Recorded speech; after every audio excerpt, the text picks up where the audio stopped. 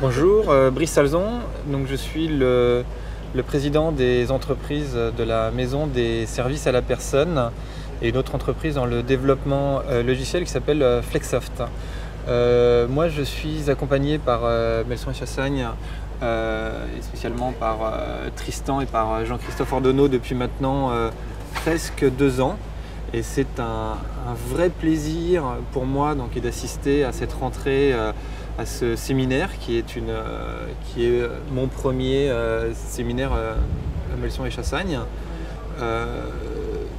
De pouvoir échanger avec d'autres entrepreneurs, de me rendre compte de la richesse des intervenants et des échanges, parce que j'ai cru comprendre par Tristan que nous étions plus de 100 personnes ici chez Regus.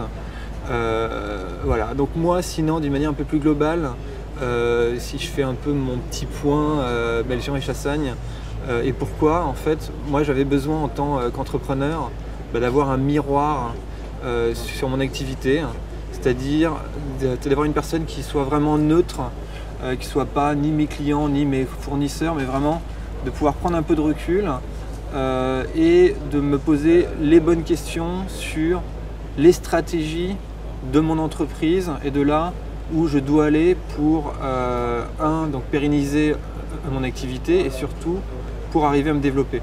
Et j'ai très clairement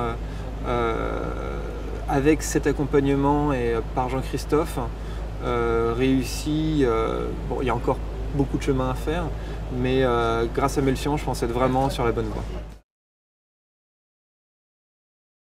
Donc concrètement, alors des choses qui sont assez marrantes dans la vision telle qu'elle est faite par Jean-Christophe Ordonneau, c'est de prendre un peu de hauteur sur donc, des questions qui nous semblent être des fondamentaux.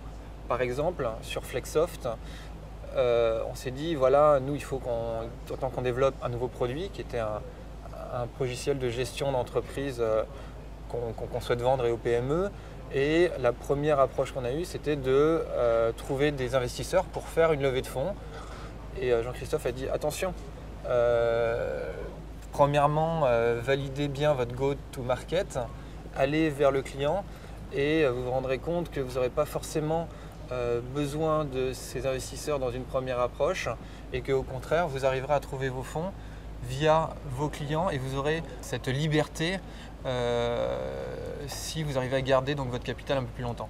Et je trouve que Jean-Christophe avait entièrement raison. Voilà. Encore un autre exemple, j'en donne un deuxième rapidement, par exemple sur la maison des services à la personne.